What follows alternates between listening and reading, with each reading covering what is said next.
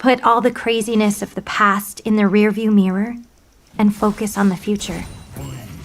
Good advice. And I've totally been ignoring it.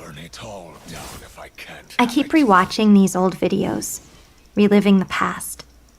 After everything that happened, the disappearance, the lies, the attack, I realized something.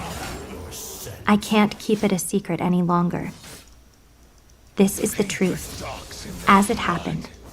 Going back to my first diary entry, 9 months ago, before I ever met Alice, back when I'd never even heard of the Auden School. Going back to the letter. So, here it is. How it all started.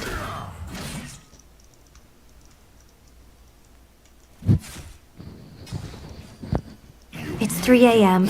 I should be in bed right now, but instead, I'm at my desk. My phone's out in front of me. I just hit record. Is this thing even working? Guess we'll find out. In case it's not obvious enough already, I'm making a video diary, and this is my first entry. I'm not going to post any of this to YouTube or anywhere else. This is for an audience of only one, me. Which raises the question, why do the video thing at all? To be honest, I don't really know. Maybe in 30 years, I'll want to see what I looked like. Maybe I just like the sound of my own voice. All I know for sure is this.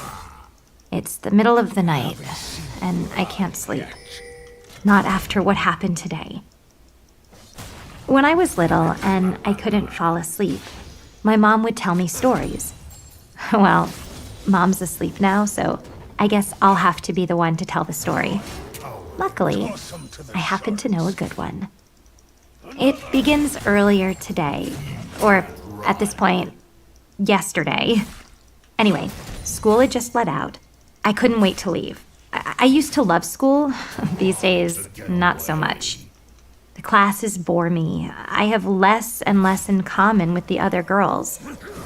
Now that we're in middle school, they cluster together between classes like flocks of exotic birds, chattering about who has the coolest clothes, the cutest boyfriend, the most friends on Snapchat. And the boys. They tease me, pull my hair in the hallways, play keep away with my glasses. My mom says they do this because they like me, but I know the truth. They do it because I'm hopelessly dorky. Let's review the facts. Well, first of all, I'm the only 13-year-old I know who says things like, let's review the facts. Also, I sit in the front row of every class. I'm the first to raise my hand whenever a teacher asks a question. I eat my lunch in the library, alone, bologna sandwich in one hand, book in the other.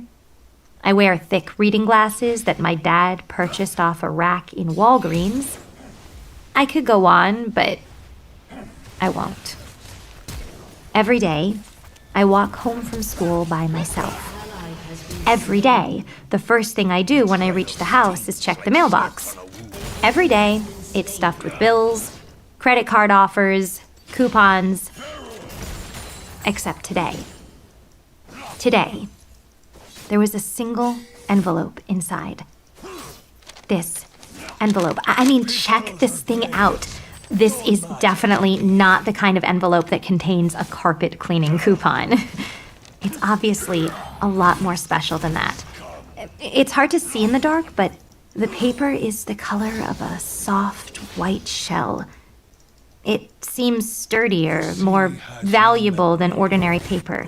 Like whatever's inside is encased in marble. Oh, and another thing, it's addressed to me. Here, look, you can see the fancy logo in the top left corner. The uppercase L framed on both sides by antlers. I still can't quite decide if it's beautiful or creepy. When I pulled it out of the mailbox, the curiosity was killing me. I wanted to rip it apart like a wild animal. But this letter felt special. private. And there was a complete lack of privacy out on the busy street. So I hurried inside the house. But my family was there. My mom, my sisters. So I hid the envelope. This was so not me. I'm not the kid who hides things from my family. I'm the kid who shows things to my family. Report cards, extra credit assignments, first place science fair ribbons. But not this letter. Whatever it was, the envelope was addressed to me. Not my parents, not my sisters. Me. And I wanted to keep it that way, at least for now. Mom gave me a suspicious look. Or maybe I was just paranoid. Tough to know for sure. Like I said, I'm new to the whole parental deception thing. Before she could ask any questions, I made up an excuse about finishing homework and hurried down the hall. My hands felt sweaty against the envelope. I swiveled into my bedroom and found one of my sisters lying on the floor, surrounded by Legos. I was all, "Why are you in my room?" And she was all, "What do you have behind your back?" Touché. I politely asked my sister to vacate my room. She not so politely asked, again, what I was hiding. Classic standoff situation. I was the first to back down. I retreated through the doorway to the one place where I could find the tiniest bit of privacy. The bathroom. Alone, at last. The envelope really was pretty. Classy, my mom might say. I flipped it over, ran my finger under the sealed flap, gently tore it open. I carefully reached inside and slid out a single card. Check out the embossing on the antler logo, the gold swirls stitched into the edges, the fancy text pressed into the thick paper. It's beautiful. And that's nothing compared to what's written on the card. You have been invited to apply for a Leopold Foundation Scholarship for Exceptional Academic Achievement. Mercy. What was I thinking when I saw this for the first time? Pretty much the same thing I'm thinking now. This is bonkers. Where did this even come from? I've never even heard of the Leopold Foundation. Unless... A few months ago, I started seeing all kinds of ads popping up on my feed, with a bold font that reached out of the screen and grabbed my attention. Earn a scholarship to a top private school in New York. After coming across the ad a few times, I clicked on it, filled out an application, answered a few questions, and then... nothing. I never heard anything. Months went by. I figured I'd been rejected, or maybe there was never any scholarship to begin with, it was just spam. Either way, I forgot about the whole thing. But I guess the whole thing didn't forget about me. Here's what you get when you search for Leopold Foundation online. Nice looking website, right? Click on the About link and you see the logo. A fancy letter L framed by antlers. Pretty and creepy at the same time. And beneath that, a short description. The Leopold Foundation is a nonprofit institution, blah, blah, blah, nurturing exceptional students from undeserved communities. That would be me. The foundation's anonymous benefactor holds a deep belief that all young people deserve a... You get the idea. And near the bottom of the About statement, there's this. The Leopold Foundation supports scholarships to some of New York City's top private schools. I turned my attention back to the card. At the bottom, there's a bunch of information on how to apply. Apparently, I have to show up at a specific address, at a specific time, on a specific Saturday in less than 2 weeks. But what happens then? Is there a test? An interview? A talent show? I have no idea. There's no information about that stuff. Guess I'll just have to find out.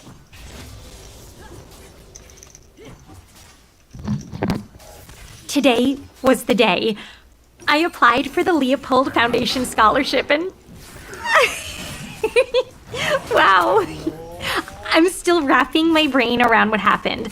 The Ivy building, the cameras, the testing room. But now I'm getting ahead of myself. Okay, so this morning, I took the train into the city with my mom, got all dressed up in my fanciest clothes and everything. And the whole way there, all I could think was, what if I barf? During the application or the test or the whatever. What if I got so nervous and excited and scared that I barfed? I mean, seriously, I didn't even know what kind of application it was. A written test? Was there an essay? Multiple choice? Did I need a number 2 pencil? I was freaking out. Right there on the subway, sitting next to my mom in my fanciest clothes. I looked up at her and I was like, I'm not ready for this. I haven't even studied. But my mom just gave me this deep, confident look and said, Sweetie, you've been studying since the day you were born. I don't know why, but after that, I didn't feel quite so nervous. We got out at Union Square and walked over to the address that was printed on the card, 92 Irving Place. The building was kind of impossible to miss. 4 stories tall, with a thick layer of ivy clinging to the walls. Leaves fluttered in the breeze. Only the windows and the imposing wooden door broke up the plant life. I felt someone walk up beside me. When I turned, I saw a girl, about my age, tall and pretty, with chestnut hair down to her shoulders. Eyes the same color as the ivy. In her hands was a shell-colored card. She was like, "Are you here for the, And I was like, "The scholarship application?" Yeah. She was obviously relieved to hear this, and she seemed just as clueless about what to expect once we got inside. She introduced herself as Alice, said she was from a town in upstate New York called Towles. I said I'd never heard of it, and she said that was okay, nobody had. Apparently, Alice had gotten up super early in the morning to take a bus into the city by herself. I was surprised by this last detail. Where were her parents? I never got around to asking, and she never got around to telling me. The more we talked, the more I thought, she seems like the kind of person I could be friends with. And I also thought she was my competition. I didn't know how many scholarships were available. If this girl, this smart, pretty girl, got selected, that could only mean one thing. My chances went down. The 3 of us walked into the ivy-covered building together. My mom, me, and Alice. We were met by a woman in a blue polo. She inspected our invitations, asked about identification, then led us through the lobby. When we reached a doorway, she turned to Mom and was like, "Sorry, only applicants are allowed beyond this point." Before she left, Mom straightened my glasses and pulled me into a hug. We said our goodbyes. She wished me luck. I didn't want to let her go, but I did anyway. Alice and I were ushered through a doorway and into a small, crowded room. There were maybe 10 others there, all middle schoolers, boys and girls. Looking around the room, I didn't recognize anyone, but I was totally familiar with the type. The bright, eager faces of honor students, of perfect grades, of front row hand raisers. They were dorks, like me. I dropped into an open seat. Alice sat beside me. We smiled at each other, even as a voice inside my head was all like, "I will defeat you." The wait lasted forever. Plenty of time for me to notice a pattern. First, a door at the other end of the room opens. Another employee in a blue polo calls a name. Second, an applicant vanishes through the same door. After that, time passes. Sometimes only a few minutes, sometimes half an hour. Eventually, the door opens again.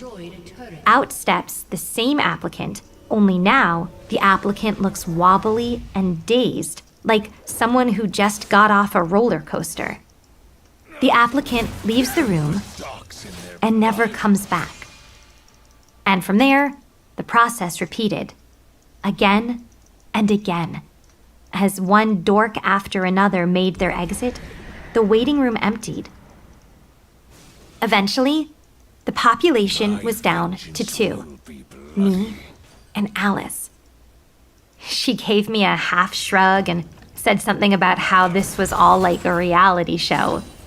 I could see what she meant. All us kids, we were like contestants being eliminated, one by one. Oh, and not to mention the cameras. I'd noticed them at some point during the wait. A small security camera was hanging from the ceiling, watching us. There was another on the opposite side of the room. But who was on the other side? Alice looked toward the door and was like, "What do you think happens in there?" Good question. Before I could even make a guess, the door opened and another kid came stumbling out. A tall boy with short cropped hair and a stunned expression. Another defeated contestant on our scholarship reality show. He drifted across the room, eyes never leaving the floor. The doorway filled with a new figure. The employee in the blue polo. She called out a new name. Alice's name. As Alice crossed the room, I called out, "Good luck!" This time, there was no competition under the surface. I didn't care if her success hurt my chances. We were in this together. She offered me a weak smile. Then, she vanished through the doorway. For a while, I was alone. I watched the minutes tick by on my phone, felt the cameras gazing blankly down at me, wondered what was happening on the other side of the door. Until, a half hour later, the door swung open again. Except this time, something was different. Because this time, Alice didn't step through the door. I knew the pattern. Dork goes in, dork comes out, dejected and defeated just like all the others. Except, that's not what happened. Alice had broken the pattern, and the only one standing in the doorway was an employee. She called my name. I followed her through the doorway and into an elevator, down a hall, and into an office where an elderly man with white hair was sitting behind a wooden desk. Behind him was a video camera on a tripod. Another camera, watching me, filming me. The man introduced himself as Fenimore Twain, chairman of the Leopold Foundation. He pointed to a leather chair on the other side of his desk and was like, "Please, take a seat." On my way across his office, I concentrated on not tripping over my own feet. The huge leather chair swallowed me whole. Twain folded his hands neatly in front of him. He told me the test would begin in a moment. But first he said, "We just want to have a quick chat." I looked around, confused. There were only 2 of us in the room, so what did Twain mean when he said, we? Oh, right. The camera. The lens staring back at me like an unblinking eye. And someone on the other side, watching. That's what he meant by we. I wasn't just talking to Twain. I was also talking to someone on the other side of the camera. We chatted for a little while, but I was so nervous, I barely remember anything either of us said. Although, one thing did stand out. Twain kept mentioning someone. An anonymous benefactor. As in, our anonymous benefactor has a very specific criteria for our scholarship recipients. And our anonymous benefactor designed a very unique test to assess the skill sets of candidates. The mention of this mystery person struck a spark. All of a sudden, I knew who was behind the camera, watching, evaluating. The anonymous benefactor, whoever that is. At the end of our conversation, Twain pushed his heavy chair away from his desk, and for the first time, I saw he was in a wheelchair. As this new detail flashed across my brain, I clumsily got up from the huge leather chair and hurried to follow him. Twain glided across the room and stopped in front of a closed door. He asked me to leave my backpack, phone, and any other belongings. Once I'd set them on a shelf, Twain leaned forward in his wheelchair and opened the door. I peered into the next room. This is what I saw. White walls, a plain gray desk, a simple wooden chair, and another camera.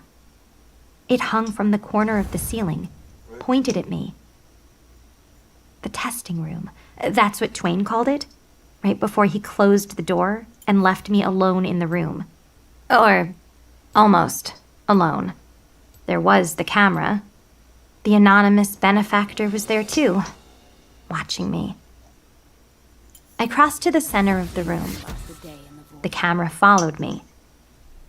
On top of the desk, there was a single sheet of paper and a pen. This had to be the test, except the paper didn't include any questions or essay prompts, only a list of statements. Here's basically what it said. There are 2 doors in this room. The door I entered through, door 1, and the door on the opposite end of the room, door 2. Door 1 is unlocked. Door 2 is locked. So far, so good. But here's where things start getting tricky. See, if I ever want to leave the room, all I've got to do is open door 1. Easy, right? But there's a catch. If I leave through the unlocked door, I can never return. Ever. Exiting through door 1 means I've officially abandoned the test forever. Then there's door 2, the locked door.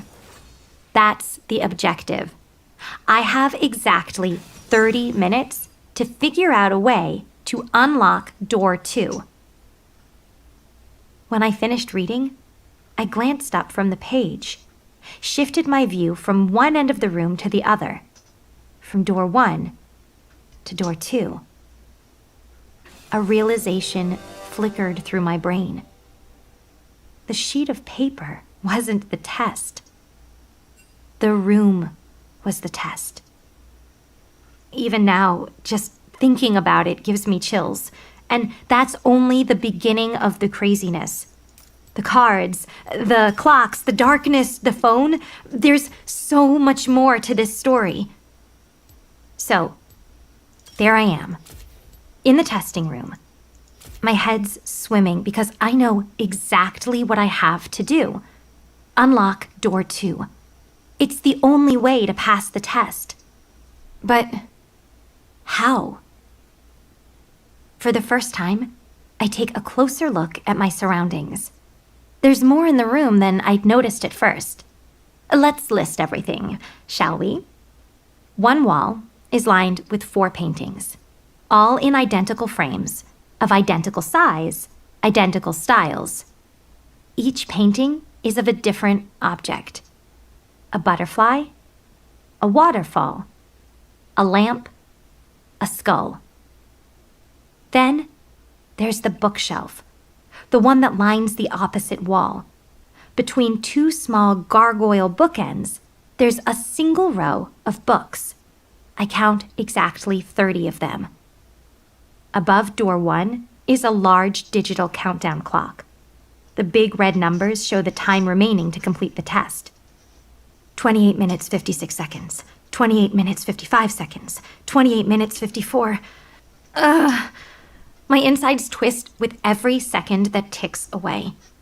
I can't let it get into my head, so I turn my attention to door 2.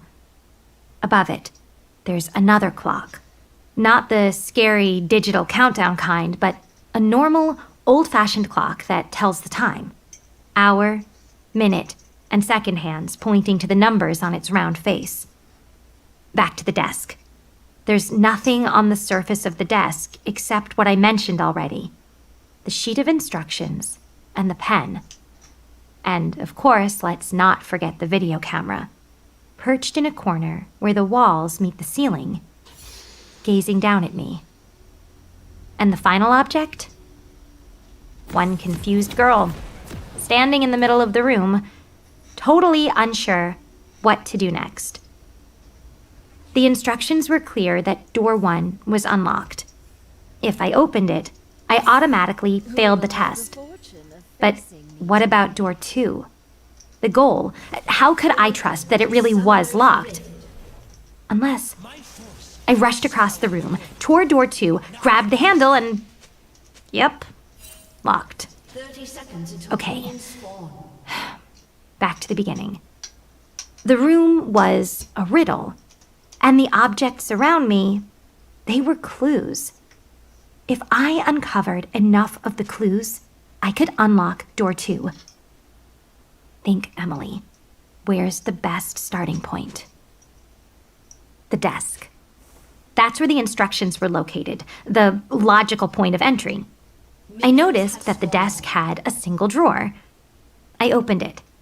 Inside was what looked like a tarot card. At the center of the card was an illustration of a sun. Bright beams stretching out in all directions, a face staring straight ahead, the slightest glimpse of a smile on its lips. Flipping the card over revealed a nonsense scrawl of letters on the other side. Nearly 100 letters, row after row. No spaces, no ordering, no bold or marked letters. They didn't spell anything. They didn't make any sense at all. It was like someone barfed the alphabet. Gibberish. I stared at the strange collection of letters, searching for meaning. I remembered a book I'd read a few years back, pulled from the school library shelf because the title had the word spy in it. One whole chapter was about codes that looked like this card, meaningless strings of letters or numbers. This card was a code. According to the library book, spies use ciphers to solve codes. And so I scanned the room, searching for something, anything that might be a cipher. Doors, clocks, paintings. Was there some significance in their numbers? 2 doors, 2 clocks, 4 paintings, 224. But what about the other objects? 1 desk, 1 drawer, 30 books, 2 gargoyle bookends, 1 camera. My head swam with numbers. I arranged them in my mind, stacked them, rearranged them, but it didn't do any good. The numbers were like the card, meaningless. The cipher had to be somewhere else, something else. My gaze darted up to the camera. Whoever the anonymous benefactor was, he or she was probably laughing at me right now. At the other end of the room, the countdown clock continued counting down. Less than 25 minutes left. I turned my attention to the bookshelf. Maybe that was a clue. The books were lined up in a neat, orderly row. I picked a few off the shelf and flipped through their pages. Nothing out of the ordinary. I plucked one of the gargoyles from its perch, examined its underside, its leering face, but it didn't seem to be a clue either. Just your average, creepy little book-holding monster. Okay, take a breath. Stepping back, I stared blankly at the collection of books. They looked like they'd come straight out of the classics section of the bookstore. I'd read many of them during my library lunches. Unsure of what to do next, I began reading their titles from left to right. The Great Gatsby, Robinson Crusoe, Frankenstein, A Tale of Two Cities, The Count of Monte Cristo, The Brothers Karamazov, Emma, The Sign of the Four, The Picture of Dorian Gray, The Trial, The 13 Problems. All of a sudden, it was like the 4th of July inside my brain. Bright fireworks going off, lighting up the answer I'd been searching for. The books were the cipher. Out of the 30 books on the shelf, 4 contained numbers in their titles. A Tale of Two Cities, The Sign of the Four, The 13 Problems, Catch 22. That couldn't be a coincidence. Returning to the desk, I grabbed the pen and wrote the numbers at the top of the instructions page. 2, 4, 13, 22. Next, I counted through the letters on the card, circling those that matched the cipher. The second letter, the 4th, 13th. After the letters ran out, I started over, cycling through again and again. When I reached the end of the last row, there were 13 circled letters on the card. UNDERTHECHAIR. Under the chair. The chair. I got down on the floor. Looking at the bottom of the chair, I saw nothing. The bottom of the chair looked exactly like the bottom of a chair. Just a blank wooden surface. I lifted the chair, checked under the legs. Still nothing. But I wasn't finished yet. I ran one hand along the hardwood floor beneath the chair. That's when my fingers caught on something. A crack in the floorboards. Having wedged my fingertips into the crack, I managed to loosen one of the boards. Lifting it revealed a hollow spot in the floor. A dark, secret cave hidden from view. And inside was another card. I plucked the card from its hiding space. It must have come from the same set as the last one, except this card had a different illustration printed on the front. Instead of a sun, there was a moon. As I peered at the drawing, a chill worked its way down my spine. There was something eerie in the crescent moon's face. Something sad, like a fairy tale gone wrong. When I turned the card over, my worry twisted into fear. 2 words were scrawled on the back. Lights out. I was still staring at the card when the room plunged into complete darkness. I stood perfectly still, waiting for my eyes to adjust to the sudden darkness. But they didn't. There were no windows in the room, no light sources from outside. Even the countdown clock had gone dead. I couldn't see the creepy moon card, couldn't see my own hand, couldn't see anything. Only the empty blackness of my surroundings. My heart slammed against my ribcage. In the dark room, all I could hear was my ragged breathing.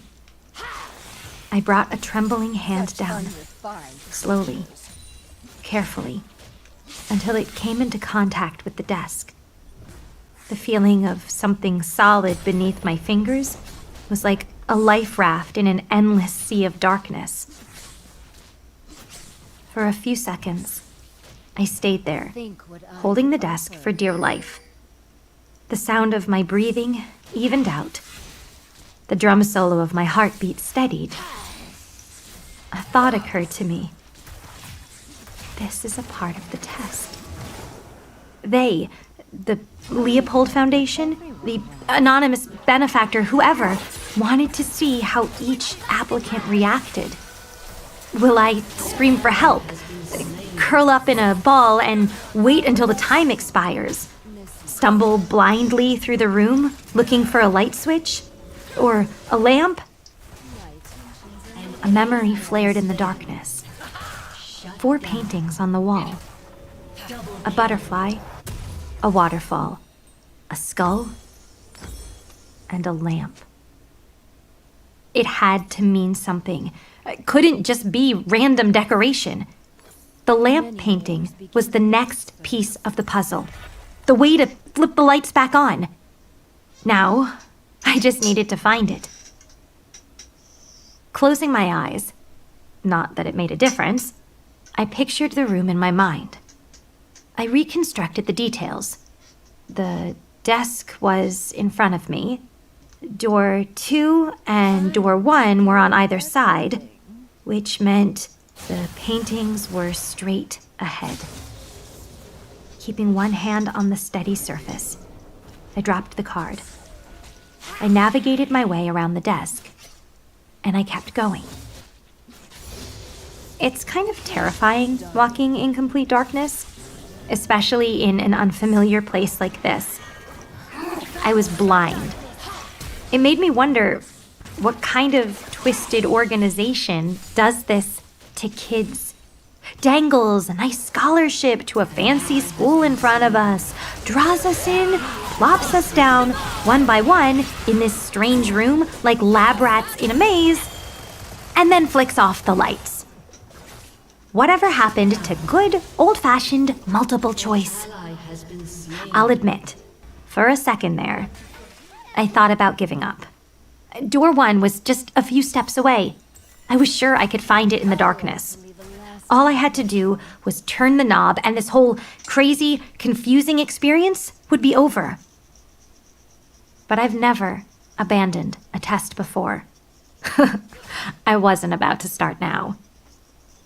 Forward, through the dark, one baby step at a time, until my fingers felt something. A smooth, flat surface, the wall. Fumbling from left to right, I managed to locate the lamp painting. Well, I hoped it was the lamp painting. Without being able to see, I could only rely on my memory of where the painting was.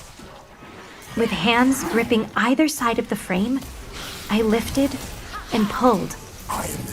The painting came loose from the wall. Holding it in front of me, I waited. And waited. And nothing happened. When the lights didn't snap back on, I checked the wall behind the painting. A switch. I flipped it and the room exploded with light. I covered my eyes until the light no longer felt like a sandblaster against my corneas. Once I could see normally again, I looked around the room like viewing it for the first time. My attention was immediately drawn to the wall beside me. The painting of the skull. It had been opened like a door on hinges, probably triggered to unlock when the lights came back on. Behind it, a hole had been carved into the wall, and inside the opening, there was a cell phone. I removed the phone and pressed my finger against the button at the bottom. The screen prompted me to enter a passcode. That's right. The phone was locked. And the next stage of the puzzle, the next question on this crazy test, find the passcode. Glancing around, I searched for an answer. Instead, I found the countdown clock. The digits had come back to life at the same moment the light returned. And, unfortunately, the darkness didn't do anything to interrupt the countdown. My heart thumped with each second that ticked away. Less than 4.5 minutes remaining. Time was running out. Adrenaline surging in my veins. My eyes flickered across the room. Come on, Emily, think. There has to be a clue somewhere. Maybe the bookshelf, the titles with the numbers in them. They work to decrypt the card. Why not the phone, too? I clicked the button at the bottom of the phone. A numeric keypad illuminated the screen. And right away, I knew the books couldn't be the answer. Not this time. The passcode required 4 digits. The book cipher, 2, 4, 13, 22, was a total of 6 digits. The passcode had to be something else. I scanned more of the room, tracking my surroundings for possible patterns. 2 cards lying on the desk, moon and sun. 2 doors at either end of the room, locked and unlocked. 2 paintings removed from the wall, skull and lamp. And 2 paintings that remained untouched. I swept forward, grasping the waterfall painting with the kind of force that would get me kicked out of any museum in the city. Yanking it off the wall revealed nothing. Unlike the first 2 paintings, this one didn't have anything hidden behind it. Just more wall. I examined the painting, the frame, the back. Still nothing. Same went for the 4th painting. It was just a boring old painting of a boring old butterfly. 2 minutes remaining. I could feel the panic setting in. My skin tingled with it. I looked up at the camera, the anonymous benefactor watching on the other side. Well, screw you, anonymous benefactor. I'm gonna figure this out. I'm gonna kick this test's butt. I clamped down my focus, ignored the camera, ignored the countdown clock, considered the room like a calculation. One of those monster math problems that takes an entire page to solve. And there was still a variable missing, a gap hidden in a forest of numbers and signs.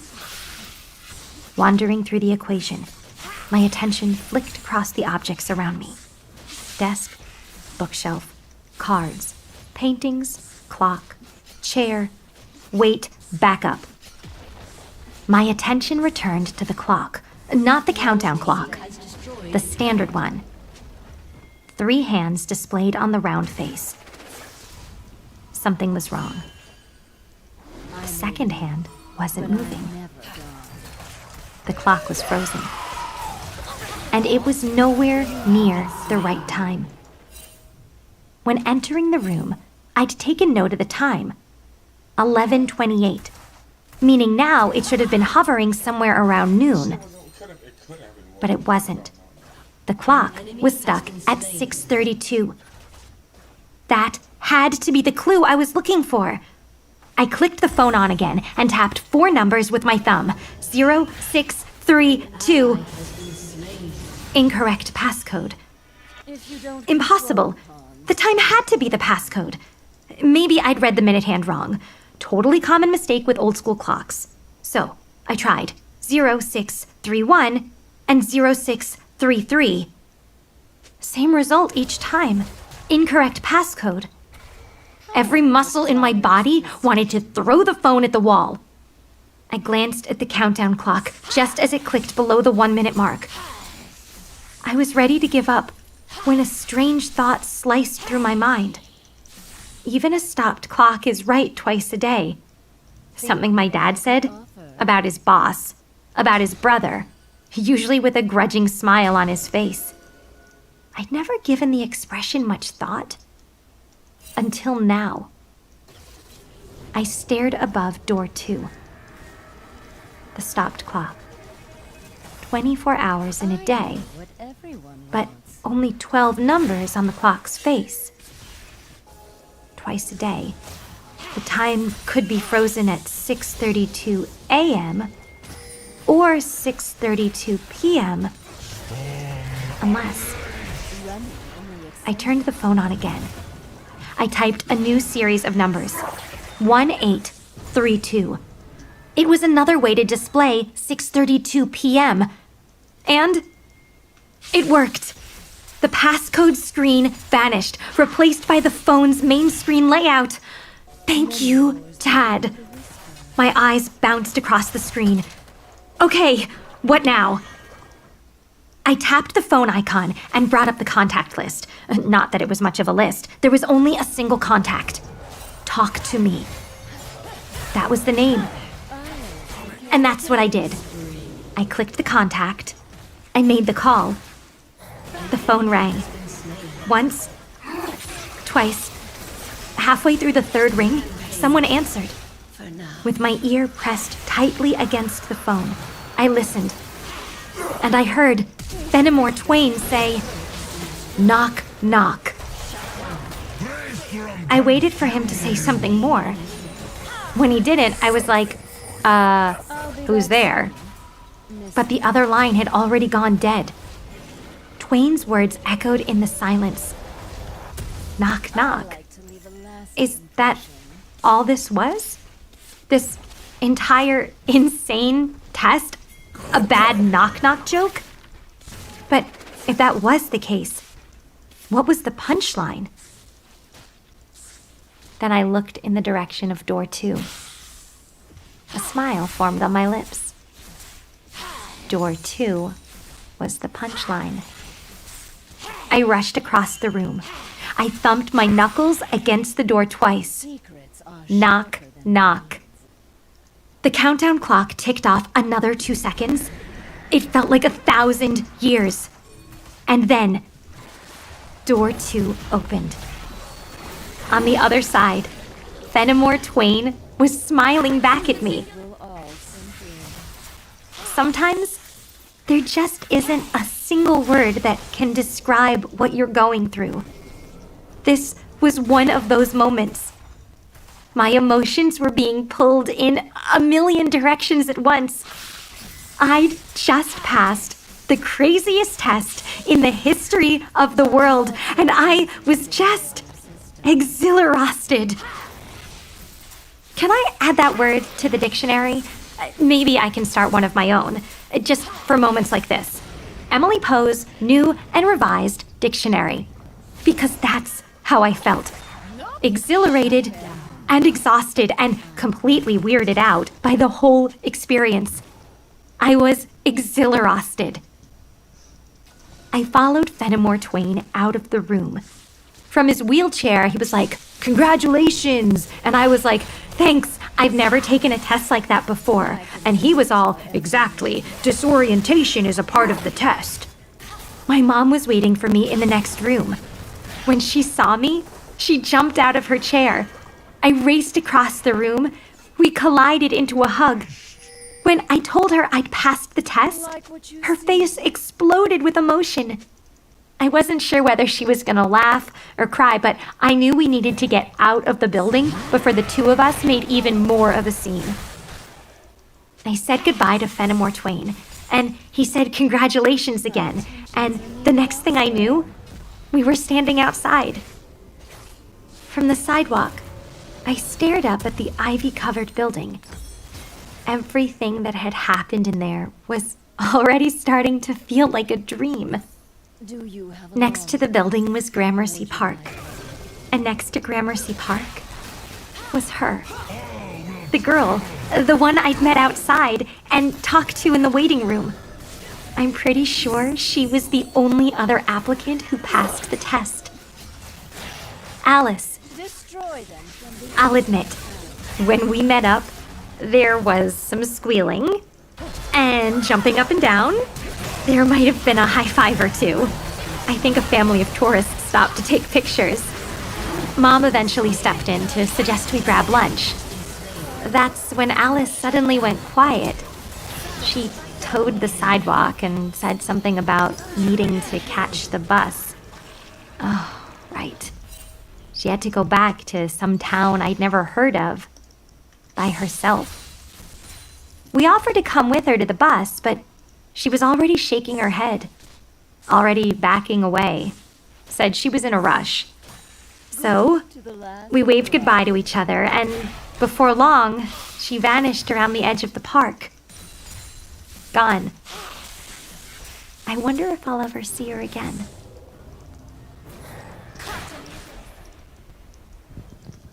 Keep your enemies Look what close. arrived today. Another letter from the Leopold Foundation, addressed to me. This time it's a bigger envelope, with the same logo, a pair of antlers framing a letter L. Let's see what's inside. Trust what you Oh man, I'm so nervous right now. Okay, this is the first page. seems. On official Leopold Foundation letterhead at the top. And underneath that, it says, Dear Emily Poe, we are pleased to inform you that I got it! I got the scholarship! This is just so... Hold on, I think I need a minute. And I'm back. I had to turn off the camera long enough to scream and jump around the room and scream some more and read the letter about 10 times and then do some more screaming. According to the letter, I've received a full scholarship, Violence. including a living expenses stipend of $4,000 plus room and board, and I've already been accepted to attend the Auden School. Wait, where? I guess I don't pay enough attention to fancy private schools in Manhattan because I've never heard of the Auden School. So I looked it up online just now. This is the school's website. There are pictures of happy uniformed kids wearing lab goggles, playing the violin, giving speeches. Let's see what the About page has to say. The Auden School is a highly selective, private, co-educational college preparatory school located on Manhattan's Upper East Side. Founded in 1872 by Julius Auden, the school has educated 3 U.S. presidents, 12 U.S. senators, 2 Nobel Prize recipients, and many other notable alumni. And soon, I'll be going there too. Crazy, right? It's been 4 months since my last video. I'll be honest, once summer rolled around, this video diary kind of slid into the cobwebby corner of my attention span, along with everything else, except my family. I knew I was leaving in the fall, and I wanted to spend every possible second with them. If you don't And still, it wasn't enough time. Not even close. The Leopold Foundation scholarship includes free boarding at a house a few blocks from my new school. Boarding. It sounds like a punishment. Feels that way too. I don't want to live so far away from my parents and my sisters. But Mom and Dad said it was the best solution. Commuting from our house to the Upper East Side means walking 6 blocks, then a bus, then 2 different subway lines. It would eat up more than 2 hours of my day, every day. So, here I am, at the Leopold residence, boarding. My family dropped me off a few hours ago. We hugged and cried and said our goodbyes. They went back to Queens, and I stayed here, in my new home. Even though it doesn't feel like home yet, it feels like, well, like another word that doesn't exist in the English language. Which is why we need to add a second entry to Emily Poe's new and revised dictionary. Possibilincolly. Noun.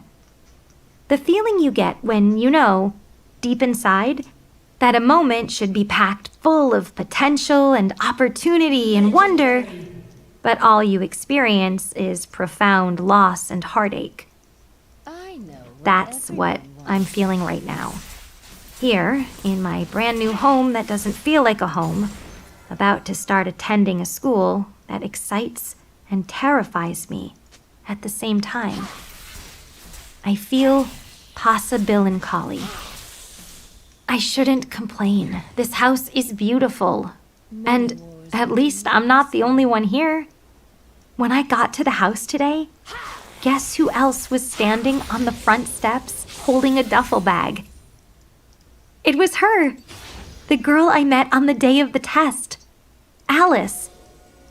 She'd gotten taller and prettier over the summer. Her cheekbones, sharper. Her chestnut hair, longer. I remembered her eyes being green, but I didn't remember them being that green. Before I knew what was happening, we were hugging and squealing with excitement like friends meeting again at summer camp. It felt totally normal. I hope living together is always this easy. But we might have some trouble with our guardian, the woman who's supposed to look after the house and us. Ms. Howells. No first name. She's a tall woman with gray hair tied into a tight bun and a face that's always frowning. Ms. Howells showed us the house like the world's grumpiest tour guide. She was all, "This house is 157 years old. It was here long before you girls were born and will be here long after you've died, so treat it nicely." Leading us across the entryway, which she called the foyer, and into the living room, which she called the parlor.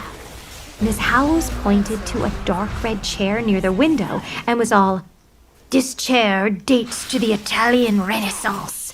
It once stood in a Venetian palazzo. You are not to sit in it."